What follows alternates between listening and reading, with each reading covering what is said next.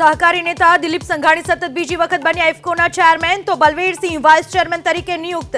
21 ડિરેક્ટરની board મીટિંગમાં સત્તાવાર જાહેરાત।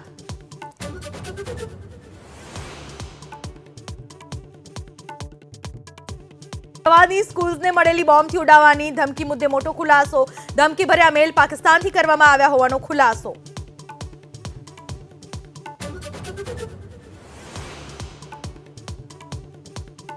संघ प्रदेश दमण में भाजप कार्यकर की हत्या थी हड़कंप। विकी काशी नामना युवक ने छरीना घा मारी, युवक फरार।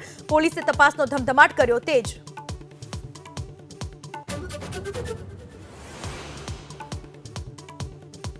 तिहाड़ जेल में बंद अरविंद केजरीवाल ने लईने आज महत्वनो दिवस। वचगाड़ाना जामीन पर निर्णय आपी शके सुप्रीम कोर्ट।